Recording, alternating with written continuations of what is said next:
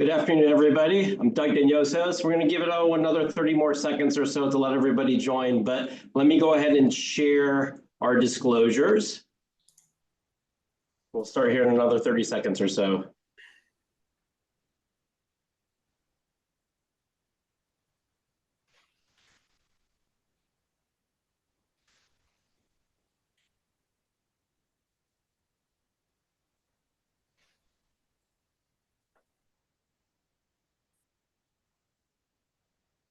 Good afternoon, I'm Doug Danosos. I'm one of the advisors here at EBW.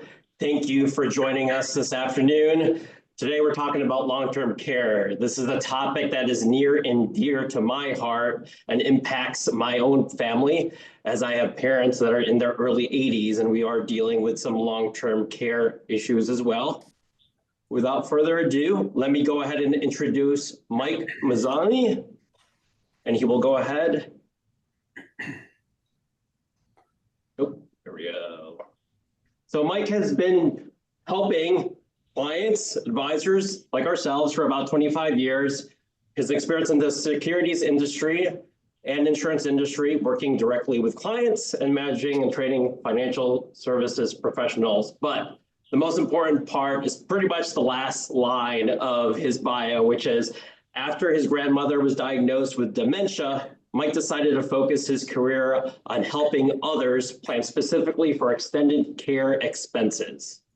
Before I hand it over to Mike, let me just share my contact information in case you do have questions.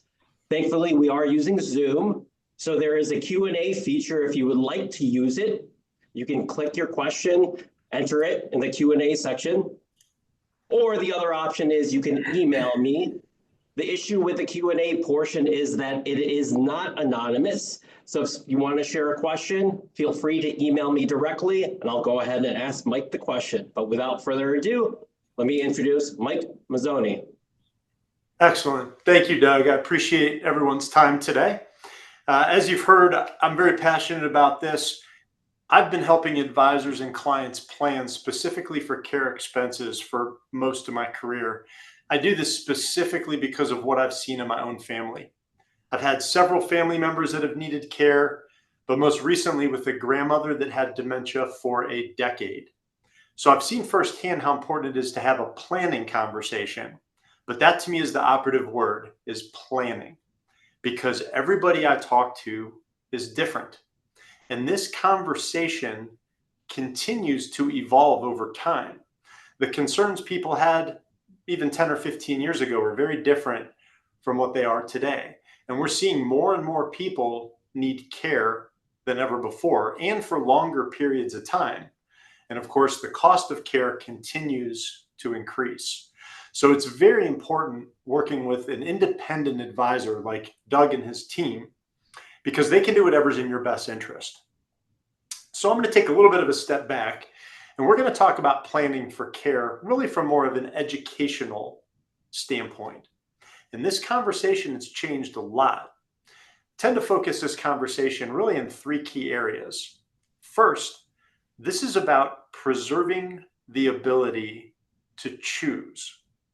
Not everyone's going to need care, but I find more people, if they get to that point, they want to have as many choices as possible. That's why we plan. So I don't even like to use the words long-term care, because I know when I hear those words, I don't think of anything good. I usually think of like a nursing home or something pleasant. I've actually never had someone say, Mike, I want to go to a nursing home. So this type of planning really focuses on, let's preserve that ability to choose. Most people I talk to want to stay at home as long as possible. That's really what this planning is designed to do. Let's bring a trained care provider to the house as quickly as possible. Most people tend to have a higher quality of life, especially being at home. Now, the second area we tend to focus on is taxes, because most people I talk to, especially if they haven't planned, well, if they need care, they're forced to sell something. They're forced to sell investments, or it could be a number of things that happen, but anytime we have to sell investments or liquidate resources, that could generate additional taxes. And so this planning is really about, let's minimize taxes and provide tax-free or tax advantage benefits where we can. And third and finally, we're going to focus on really the overall experience. I find that very rarely is my conversation just about the money. We know the cost of care is high. We know it's probably going to continue to increase. But usually the bigger question I get is, if I actually need this stuff, what's going to happen? Like, what's going to be my experience? And so the way the policy works, the way the claim is paid, absolutely critical. And unfortunately, this is an area where the industry has unfortunately kind of let us down a little bit. Unfortunately, there's a lot of companies that outsource their claims. So sometimes you're talking to a call center and it's not always the best client experience. So having additional professional support to handle the billing and administration directly with the care provider, we can handle the billing, the administration, let the family be family, not the administrators of the care. So we're going to talk about this from an educational standpoint. I'm going to touch on a number of different strategies, but really the theme throughout is going to be preserving the ability to choose, having tax advantages, and then ultimately having a better experience for the family if care is actually needed. Because when someone needs care, it's an ongoing experience for them and really for everybody in the family. So when we talk about planning for care, what are we really talking about? This refers to help with what's called the activities of daily living.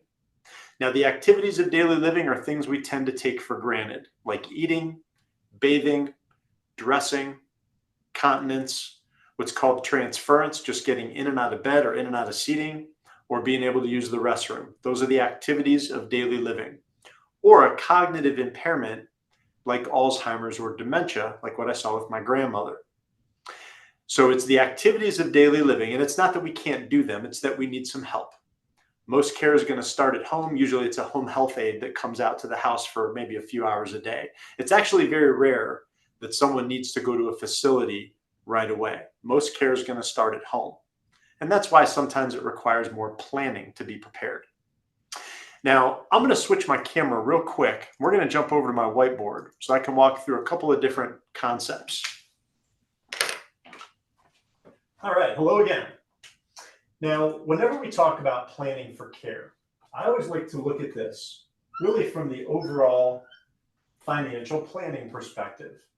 Now, most people, when I look at their financial plan, they've usually got their assets carved up into some different buckets. And usually those buckets have specific instructions on what they're supposed to do for retirement. Some people I talk to, a bulk of their assets are invested, whether it's in the market or in real estate. They're trying to make their money grow as much as possible. And that's always goal number one, right? Goal number one, we've got to make our assets grow as much as possible to provide that retirement income. Now, some people I talk to, a bulk of their assets are qualified. They're in an old 401k or an IRA, money that has not yet been taxed. Well, there's been recent legislation that's changed the way that 401k money or 403b money has been taxed. So sometimes this is the bucket of money that makes sense to use. Again, everybody's different. But the whole idea here, just like any financial planning, let's talk about income, assets, and expenses. Because you may never need care, but if you do, ultimately all that is another expense. It's an expense that may or may not be there, but it is something we can plan for. So if down the road we have these expenses, well, what bucket of money would we need to pull from first? What asset would we need to liquidate to generate the income to cover those expenses? And then what are the tax ramifications? Most people I talk to have plenty of money, but if we have to liquidate investments, we're going to pay capital gains. If we've got to use some of that TSP money or IRA money, that's going to create taxes. I do find that there's some people I talk to that have old annuities, and those annuities have grown. Well, if the annuity is that emergency money, it's going to generate additional taxes. So the whole idea here, just like any financial planning, we want to identify what bucket of money makes the most sense to use if these expenses come up. So what will we have to use anyway? The whole idea here, if we can carve out something ahead of time, usually this is a bucket of money geared towards safety, protection, or even legacy. Normally this is money that we just want to go to kids or family or even a charity, but it's that emergency bucket. So if we have these expenses, what would we have to pull from first? The answer to that question is usually what dictates the strategy that makes sense. So the whole idea here, if we can carve out a piece ahead of time, well, the younger and healthier someone is, the longer we can make that money last, which has the effect of putting a shield around the rest of the assets. So just like any financial planning, we want to identify the asset that makes the most sense to use for these expenses that are likely to occur. So this is all about overall financial planning. Again, you may never need care, you may never need insurance, but if we have these expenses, what will we have to use anyway?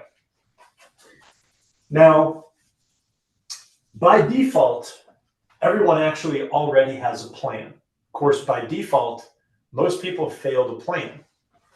So by default, everyone's plan is no plan. Unfortunately, if we choose not to decide, we still have made the choice. Now, some people will call this self-funding. You may have heard that term, self-funding. This simply means this is never going to happen to me, but if it does, I'm just going to pay dollar for dollar out of pocket.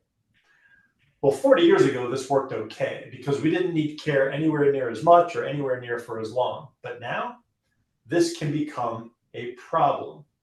So I don't hear this as much anymore. If I do hear this, it's usually one of three things. The first time I'll hear this is if someone says, Mike, I've never had this conversation with my advisor before. I didn't realize it was such a risk. But you're working with some good advisors.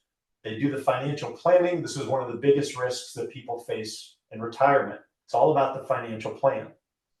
Now, the second time I'll hear this is if someone says, Mike, I've got a crystal ball. Everybody in my family drops dead at 70. I know I'm going to drop dead at 70. Never going to need this stuff. But let's think about that for a second. Think of 40 years ago. Things like breast cancer, prostate cancer, those were major issues. Today, both of those things are a pretty simple outpatient surgery. We can be home the same day. We're living through all different forms of cancer, heart disease. We're getting things like Alzheimer's and dementia at greater rates. Medical science has been able to fix our bodies, but they haven't been able to fix our minds. And it does tend to be the things associated with cognitive issues. Unfortunately, that's where people tend to need care for the longest. So we don't have that crystal ball. Health conditions that affected previous generations are not having the same effect on us. So that really doesn't work. The last time I'll hear this is if someone says, Mike, the government's going to take care of me. Now, everybody's got different opinions on government programs. We're not going to get into that stuff today. There are two government programs that sort of dip their toe into this, but neither one of them are designed to pay for care. All Medicare does is give us a little bit of help for a very short amount of time, but there are some restrictions. It's not designed to pay for care. What Medicare does, you have to get sick or hurt. It requires a 3-night stay in the hospital. And then Medicare will pick up 100%, but only for the first 20 days. Starting day 21, there's a $200 per day copay. So the costs jump pretty quickly and they jump pretty dramatically. After 100 days, Medicare pulls out, it's all out of pocket. So just a little bit of help for a very short amount of time. The other government program is Medicaid, but Medicaid only applies to people that are destitute. You have to spend everything down until essentially you're left with nothing. And when you go on to Medicaid, you lose all ability to choose. If you've ever been in a Medicaid facility, well, most people, that's not something they would choose for themselves or for a loved one. And we want to preserve those abilities to choose. So Medicare and Medicaid really don't help us. Unfortunately, the government programs don't give us any help here.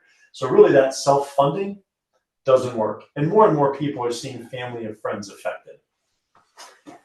Now, because this was becoming more and more of an issue, even 40 years ago, Well, 40 years ago, the insurance companies came out with the original plans for protection.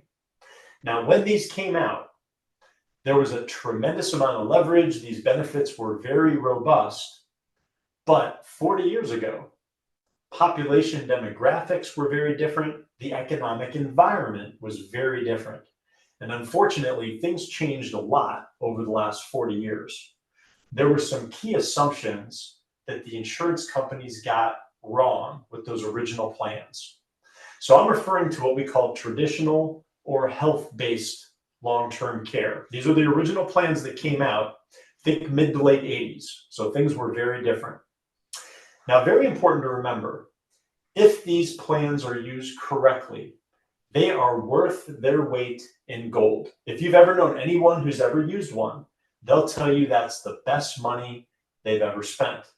But these plans have changed a lot because of the changing economic and tax environment, as well as population demographics.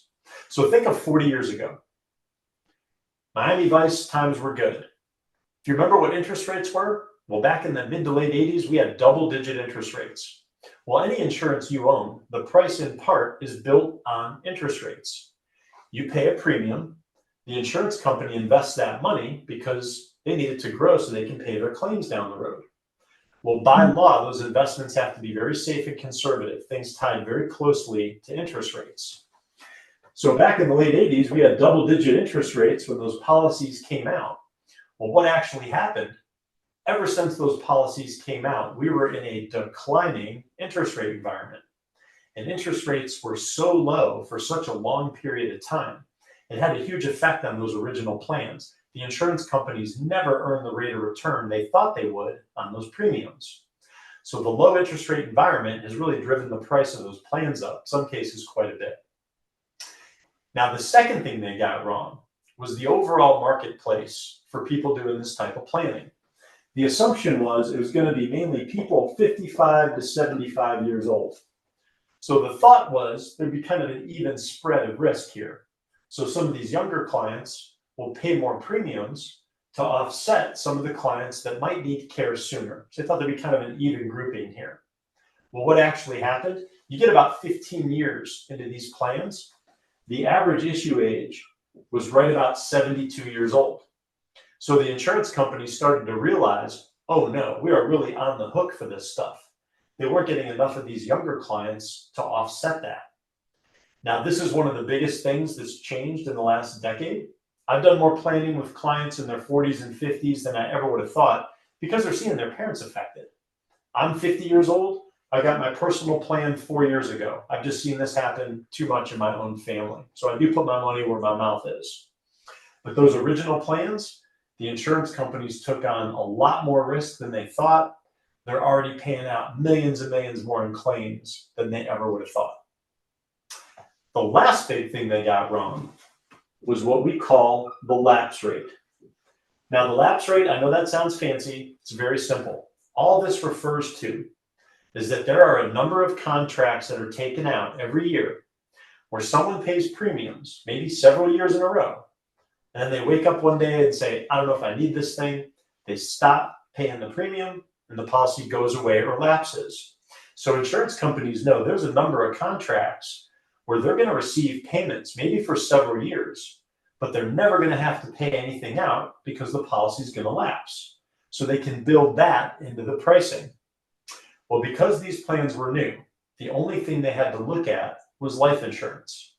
When you look at life insurance over the first 10 years of a policy, they lapse about a third of the time. So about a third of the time, the insurance company knows they're never going to pay out, even after maybe receiving payments for several years. Now, that number is always shockingly high to me. If we dig into that further, normally a policy lapses because it was just a temporary need, or it wasn't part of the financial plan, something they just sort of bought on the side. Well, this type of planning doesn't work like that. It's got to be part of the financial plan. And most people realize if they need care, it's probably going to be towards the end.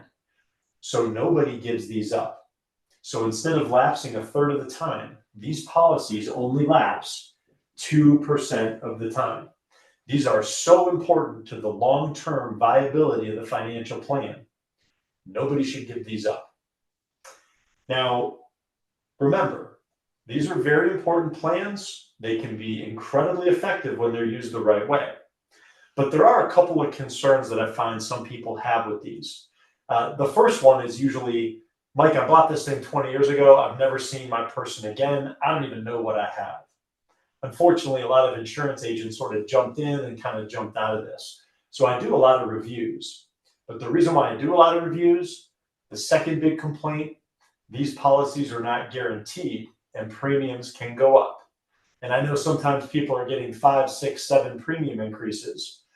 It's still the most leverage we can get dollar for dollar. I have never, ever once, ever recommended someone drop their traditional policy. We are never going to see those prices again. You could argue you should have been paying more all along. But the premium increases certainly can be frustrating from a financial planning standpoint. The last complaint I hear about these is the use it or lose it. Works like fire insurance on the house. So the house has to burn down to get a benefit. Well, I talk to people every day who say, I don't know if I'm going to need care or not. I just don't like wasting money. There's usually not the ability to recover our costs if we don't need care. So really, it's the lack of guarantees, the lack of cost recovery that going forward make these a little bit more challenging from a financial planning perspective. But if they're in place, can be one of the best policies we've ever used. So that's the traditional kind of why it's changed. Now, the last thing we're going to get into today is what's called asset-based long-term care planning. Now, it's called asset-based because all we're doing is repositioning an existing asset so that it remains an asset, but now it can be used tax-free specifically for care. Now, these policies are not new. The company I work with has been doing this for over 35 years. These were created through pieces of legislation and changes in the tax code.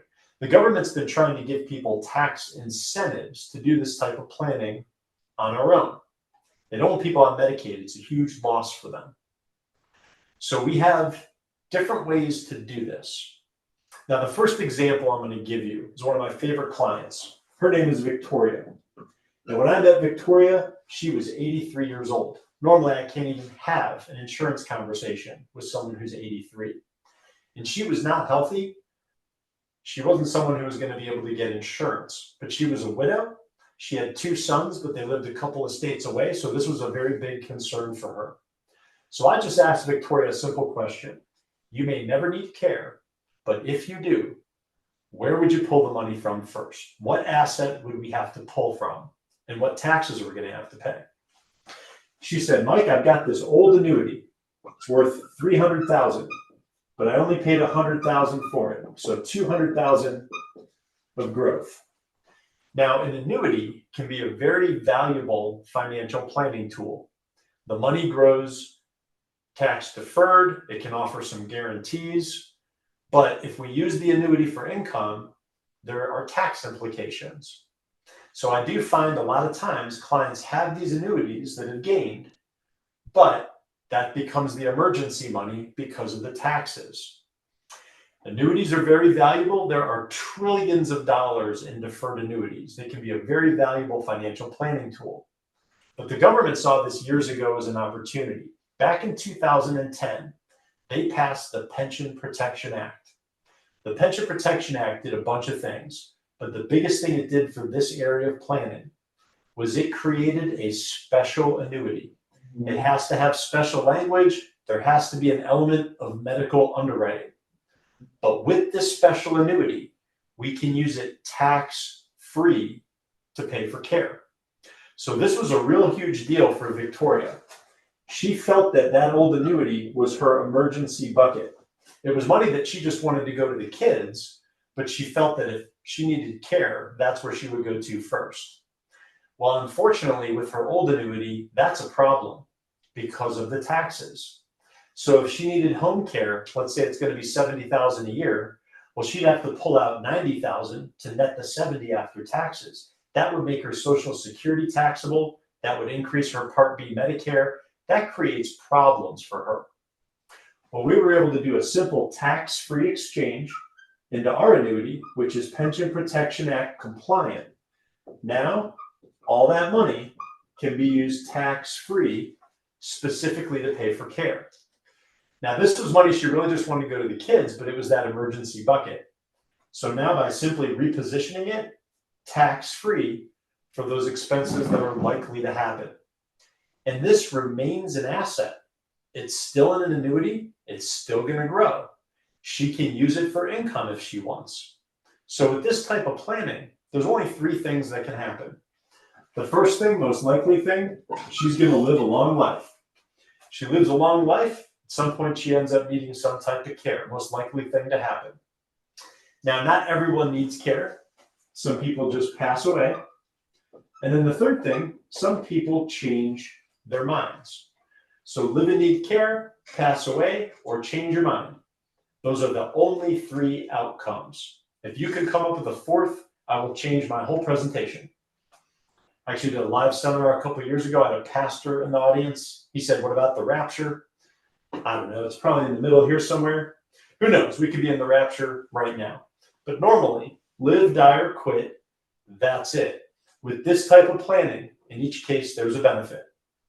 So let's say we cure Alzheimer's, no longer a concern. Well, it's still her money.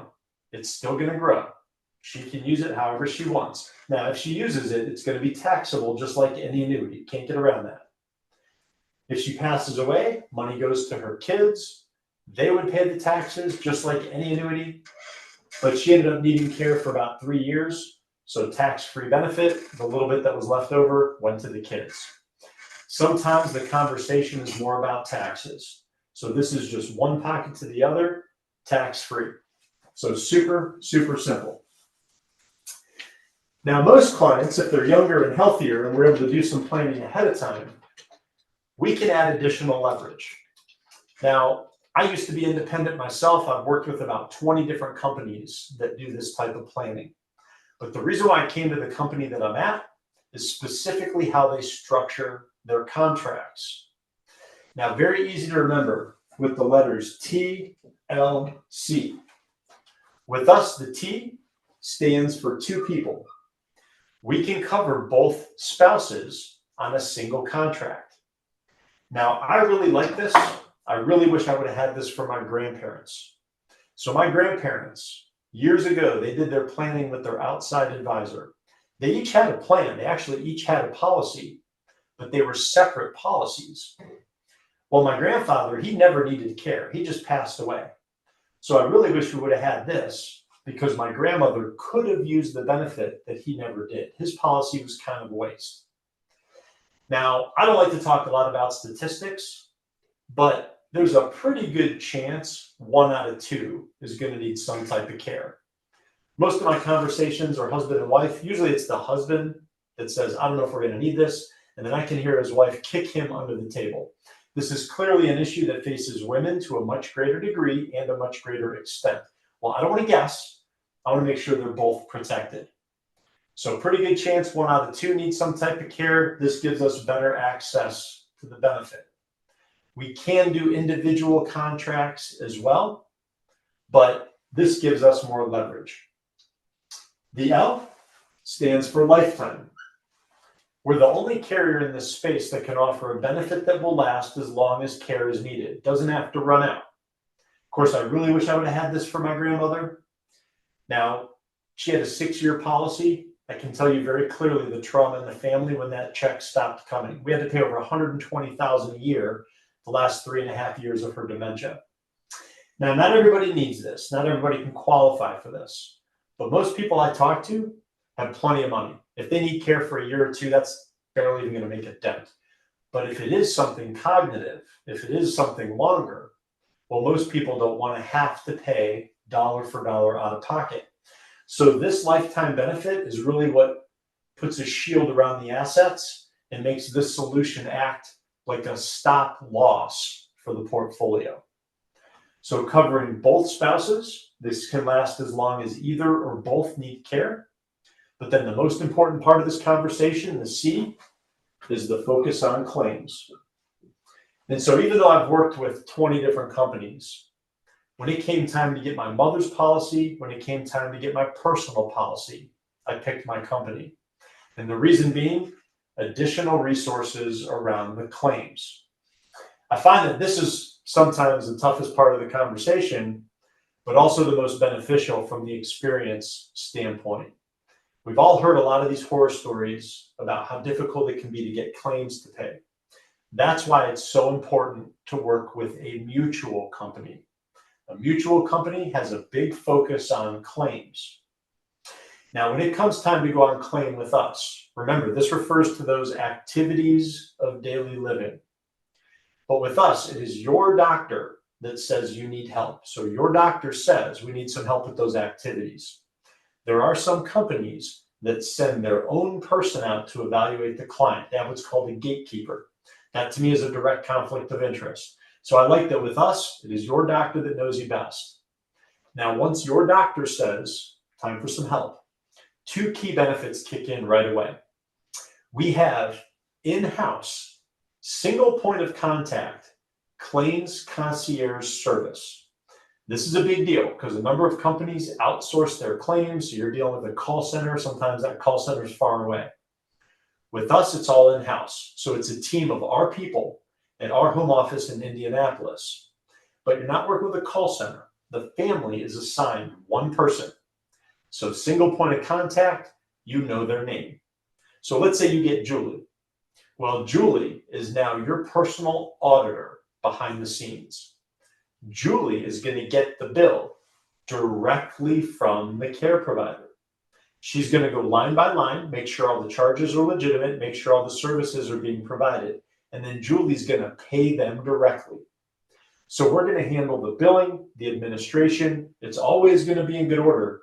That way the family can be family, not the administrators for the care. I find that most people, this is not about the money, plenty of money. They usually don't want the family having to deal with it. The other part of that is care coordination. Now, the care coordinator, that is not one of our employees, but the policy will pay for a local care coordinator. Now, think of a care coordinator, think of building a house. You've got the plumbers, the electricians, well, you've got that general contractor there to make sure everybody's building the house together correctly. That's the care coordinator. So local, that way they can come on site wherever care is being provided. Most people want to stay at home as long as possible. Most of our policies have 0-day waiting period for home care. So we're going to get the care coordinator and the care provider to the house right away. Care coordinator, they usually go around the house. They might recommend we got to put in a couple ramps to help you get around. There's provisions in the policy to help pay for those home modifications, but it's the care coordinator who's on site helping with all the logistics. So this helps with the logistics, the billing, the administration. Let's let the family be family, not the administrators for the care. So I find a lot of times if we know we can cover both people, better chance of using this. Let's make sure it lasts as long as care is needed because that's the unknown, but ultimately have a much better experience for the family with the claims concierge and the care coordination. Now with these policies, this is not a cookie cutter, one size fits all conversation. These are really designed to be customized with the overall financial plan. Everybody's different, but they can all be broken down into a couple of main pieces.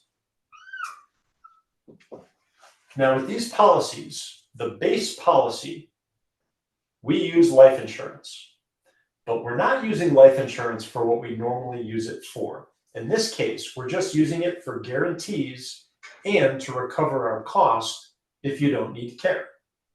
The way we do this is super simple. We use something called whole life insurance. Whole life insurance is the oldest type of insurance there is. It's all built on guarantees. So with these plans, doesn't matter what the market does, doesn't matter what interest rates do, this is going to behave exactly the way we think. There's no surprises. I find the guarantees are important. Most people I talk to have plenty of assets that fluctuate with the market. If we need care, we want to make sure that money is going to be there. So that's all that means. Fully guaranteed. These policies are very black and white. What you see is what you get. The second piece is what we call the continuation of benefits. That's really where we're adding the additional leverage for care. We can dial that up or down, but normally it's the lifetime benefit that really puts a shield around the assets. So fully guaranteed, can cover both spouses as long as either or both need care. So tremendous amount of leverage here. Now with this type of planning, the same three things: live, die, or quit. In each case, there's a benefit. So let's say we've got husband and wife, 62 years old. Now, everybody I talk to is different, but most people, we've accumulated our retirement assets already, and we don't want another bill. So most of my conversations are what they call a single premium or one and done. So in this case, these clients are just going to carve out a piece, set it up and forget about it, fully guaranteed. So we can never charge more, we can never change benefits, all locked in and guaranteed. Now, most people I talk to have done some research. They've looked at the statistics, they've looked at the costs, or they've had a family member or friend affected. Now, I don't like to talk a lot about statistics, but they do paint some of the picture. Average length of care for a man is about 2.2 years. For a woman's a lot longer, closer to 3.7 years. But remember, those are the averages, and average is right in the middle. So half the people go past that. When it comes to something like Alzheimer's or dementia, now our average length of care is closer to 8 years. So my grandmother made it even past that 8-year average to her 10th year of dementia. So a lot of people, when I ask that question, you may never need to care, but what would you use first? A lot of times they'll look right at their advisor and say, don't touch the portfolio. It's doing exactly what we want. We've got the emergency money at the bank. A lot of times this is money that we just want to go to children or family or even a charity, but it's that emergency money. Now, in a lot of cases, I find that when people have looked at the statistics and seen the costs, obviously one person needs care for even a little while, we're likely to spend some money. So most of my conversations start at a $200,000 single premium. Now, everybody's different. Some people do more, some people do less. Everyone's different. But I think the reason why a lot of conversations start there is a lot of people are focused on the averages. So if just one person needed care for an average amount of time, well, we're certainly going to spend this. So think back to that financial plan. All we're doing, let's make sure we allocate this ahead of time, make it last as long as possible, because that's the unknown. So first example, we're going to reposition this all at once. So single premium. Now, for some people, it makes more sense to pay premiums over time.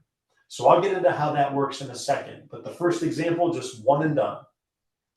So let's say we move this all at once and get this lifetime benefit. Well, 20 years from now, we cure Alzheimer's, no longer a concern. They decide to quit the contract. Well, in this case, because of that whole life chassis, it has that guaranteed cash value. So it remains a conservative asset. It's going to continue to grow. Now, we're not doing it for that. Remember why we're having this conversation. This money is not there to build your wealth. This is protecting the rest of it. So we're not doing it for this. When we maximize this benefit, we're really kind of minimizing this. But most people have plenty of money. This is not there to build that. We're protecting everything else. So not really doing it for that. Now, in this example, they pass away, never need care. Death benefit of $222,000. So we're not really doing it for that either. That's just there to act as cost recovery. I talk to people all the time who say, I don't know if I'm going to need care or not, but I don't like wasting money. Well, this goes wherever you want. Because of this whole life piece, this is a tax-free death benefit, and that goes wherever you want. That can go to children, charity, trust. It is your money. You retain control. Tax-free death benefit. Now, just remember, if we're covering both people, well, the first spouse passes away, nothing happens. Policy stays intact because they're both protected. So this pays the death benefit on the death of the second spouse. So it's called the second to die contract. They're both protected. So we're not really doing it for this either. We just want to recover our cost. I'm going to bring that death benefit up here. We'll come back to that in just a second. But then if they live and need care, the most likely thing to happen, this would pay $111,000 per year, but that is also per person. So if they both needed care at the same time, they both get this. So it would pay $222,000 a year. And in this example, these numbers never run out. So there's a tremendous amount of leverage here. One of the things I like about the way these numbers work, well, just one of these people need care for just a little while. Well, they're likely to spend this. So all we're doing, let's prepay it ahead of time, get it to last as long as possible. Now, either one of them needs care just for a little while. Well, we're certainly going to recover our cost, but now they're both protected if something bad happens. So for clients who are self-funded, which most of them are, we're doing it better because we're making sure the money lasts as long as care is needed. That's the unknown. So this helps preserve the ability to choose, really with the focus on let's stay home as long as possible. It's a tax-free benefit, and then it's going to provide a much better experience with the care coordination and the claims concierge if care is needed. So no matter what, they're going to recover their cost. And this insurance, this might work just like other insurance you're already familiar with. Most of the people I talk to have got assets that we're protecting, while people with assets use a very specific type of insurance, and this works exactly the same way. So the mechanics of this are pretty simple. Think of this as two buckets of money. The death benefit here, that is the initial bucket of money that we use to pay for care. So we're going to spend that dollar for dollar first until it reaches zero. Once it reaches zero, no more death benefit, but then our continuation piece kicks in this example, lasts as long as either or both of them need it. Well, remember, that death benefit, we're paying that out no matter what happens, whether they need care or not, we're paying that out. This is their money. So we're essentially using their money first, just like a deductible. So these plans work just like high deductible, catastrophic coverage. And I find most people I talk to, they only use high deductible insurance because it keeps the premium low. And most people don't need help with the small stuff. Usually where we want the help is the big stuff. And when we're doing financial planning, by definition, that's the only time we use insurance. The catastrophic risk that we don't want to bear 100% ourselves, we offload that on an insurance company. So high deductible, catastrophic coverage, that might work like other insurance you're already using. So super, super simple, very black and white. Now I realize not everyone has 200 grand just hanging out at the bank to do something like this with. And sometimes it does make more sense to spread that premium out. Sometimes it's easier on the financial plan. Now you do get the most bang for the buck doing it up front because the insurance company is able to put it to work right away.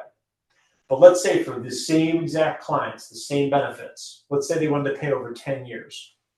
Well, in this case, a 10 pay would have been about $28,000 a year. So we can save them $80,000 by doing it all up front. But sometimes this is easier on your advisor. Sometimes it's easier on your overall financial plan.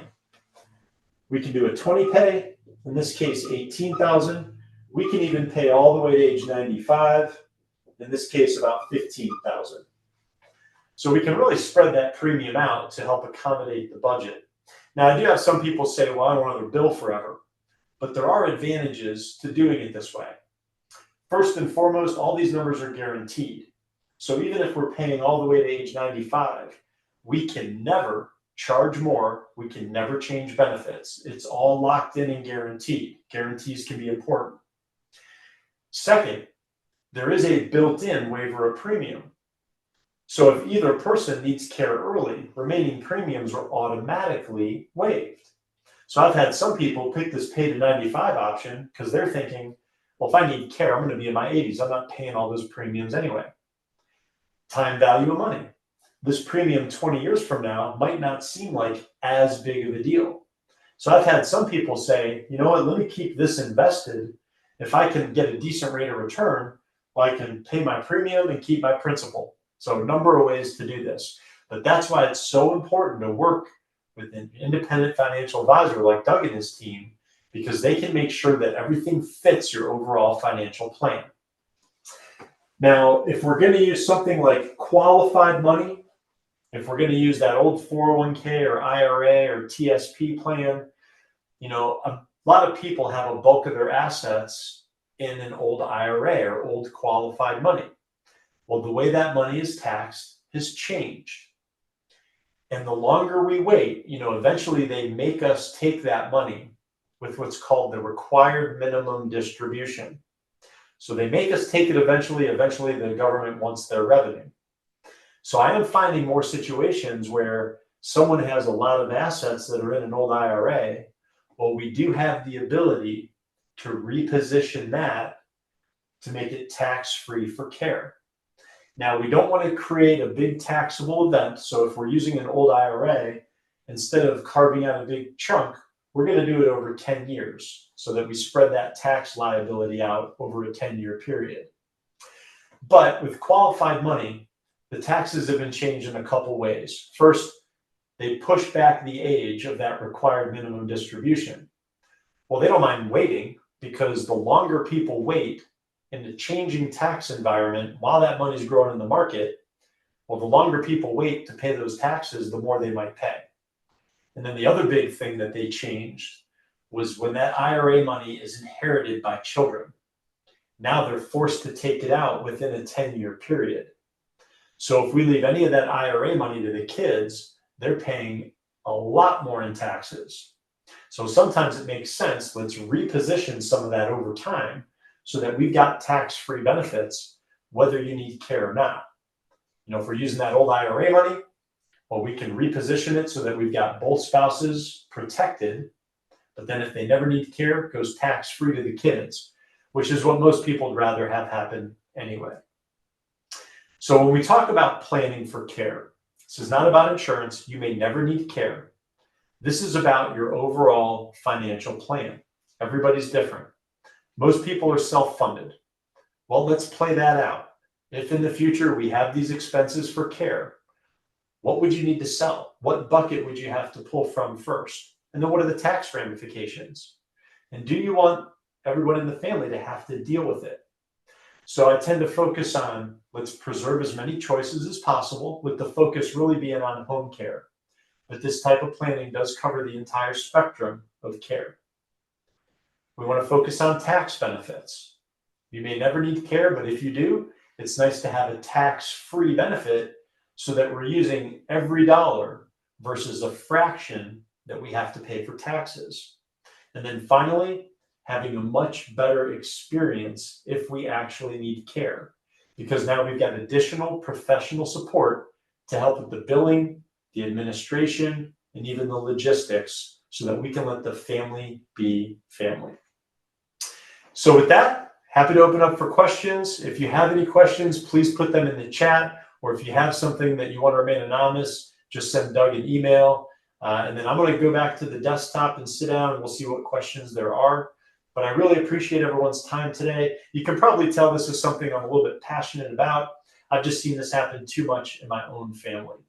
So very honored to spend some time with you from an educational perspective today. But it's so important that you sit down with your advisor and really have this conversation to understand really what do you want to happen. So with that, happy to open it up. Doug?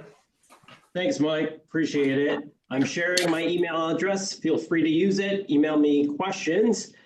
In the meantime, I'll share it for a minute or two. Mike, we've got a number of questions surrounding premium increases that have occurred with some policies that have been in place for quite some time. One question is, how frequently can long-term care providers increase premium rates to incentivize policyholders to cancel a policy? So this is an important question. Let me dig in a couple of different ways. Now, by law, when they go to increase, they've got to send what's called a non-forfeiture letter. They've got to basically make a deal. Now, typically, these companies are filing for an increase almost every year, but this falls under state jurisdiction.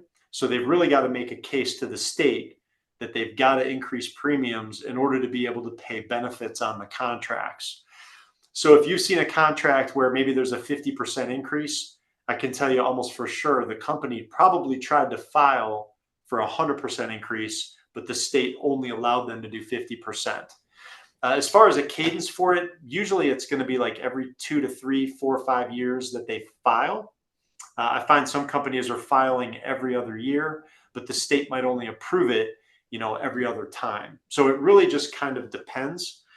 Some companies have been ramping it up a little bit more from a percentage standpoint, but by law, they have to send that non-forfeiture letter or try to make a deal. So when you get that letter, very important to sit down with your advisor to discuss what those options are. Now, typically these letters are going to include 3 to 4 different options. 2 of them, they're just trying to get off the hook completely. So your question on incentivizing to cancel a policy, unfortunately, that's what it feels like. And some of these letters are not good. They sound really harsh, but I've never once recommended anyone drop their traditional policy. That's the most leverage we're going to see. So in some cases, it does make sense. Let's just pay the increase, make sure we maintain our benefits. But there are instances where someone says, you know what, I just want to stop the bleeding. Well, let's at least take one of those non-forfeiture benefits. So at least we preserve as much as possible. And that can keep our premium the same. And then maybe we layer something else on top that does offer guarantees and cost recovery. So we are seeing more layering strategies where, maybe somebody bought a traditional policy 10, 15 years ago, and now their assets have grown and they have more of a need for protection. So there's a number of different ways we can have this conversation, but that's why it's so important to sit down with your advisor and go through with that non-forfeiture letter. We're going to continue to see increases. Most policies, it's going to be, between 2 and 5 years. So good question. Great. It's a good segue to the second question. So if you have a current policy, what happens if you want to change companies and replace that policy? What does that process look like? Well, you basically would just stop paying the premium on the old policy, but I would never recommend that. I would at least, let's talk to the insurance company and see what we can salvage, because we're never going to see prices like that again. Those are the least expensive those policies ever are. And as someone gets older, long-term care insurance in particularly increases significantly as we age. So even a policy 3, 4 years ago, we're not going to be able to find anything to compete with that pricing. So I always try to salvage whatever we can. But some people like to get a new contract. In that case, they just have to apply to see what they're eligible for. But again, that's why it's so important to work with Doug and an independent financial advisor, because they're going to be able to dig in and look at the details and the nuances and make sure that it's an appropriate plan.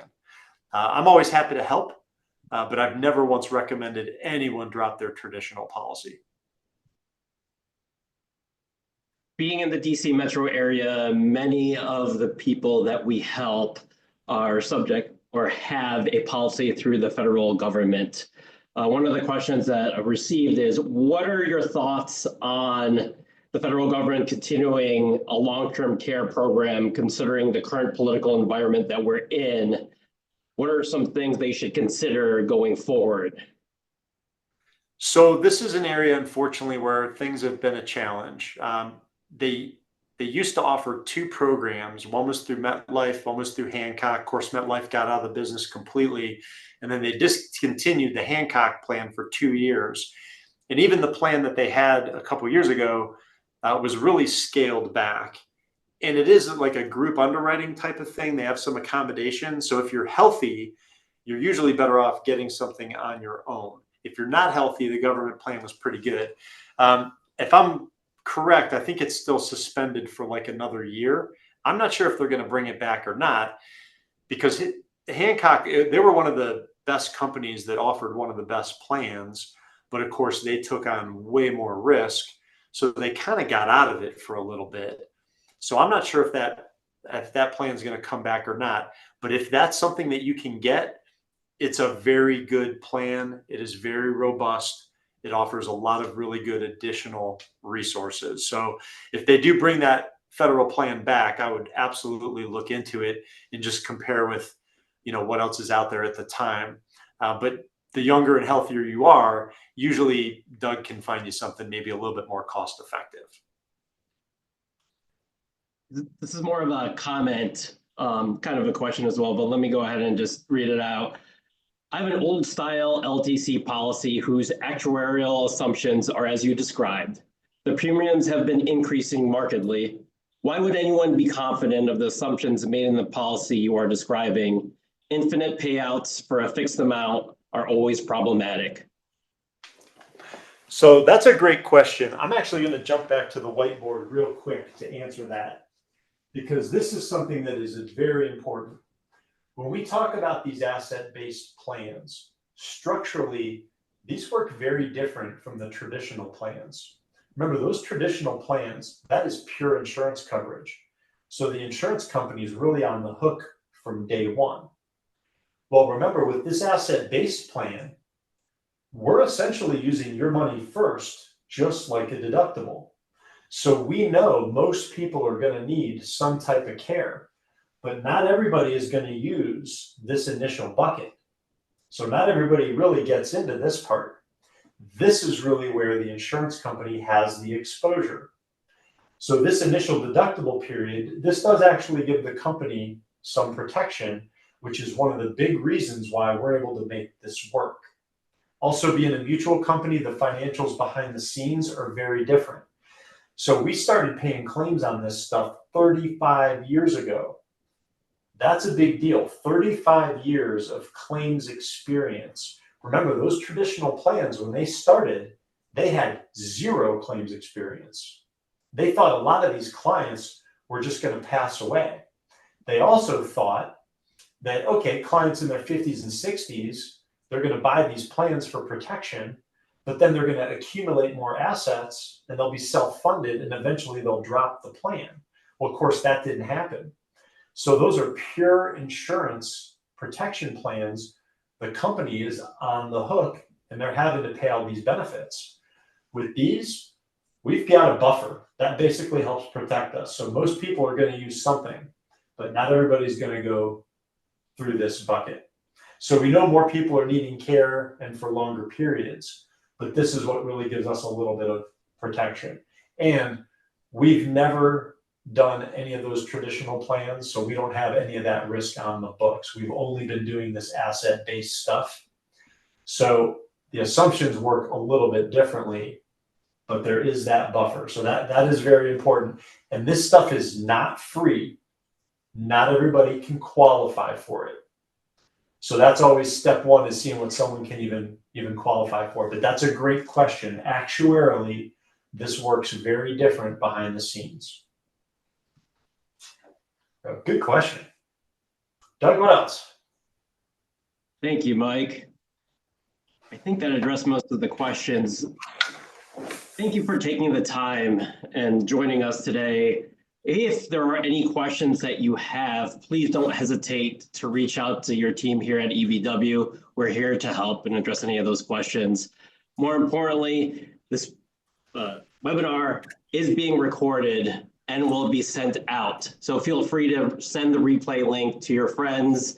Many of us know friends, coworkers that are dealing with personal family members that are going through issues like this. Don't hesitate to share with them.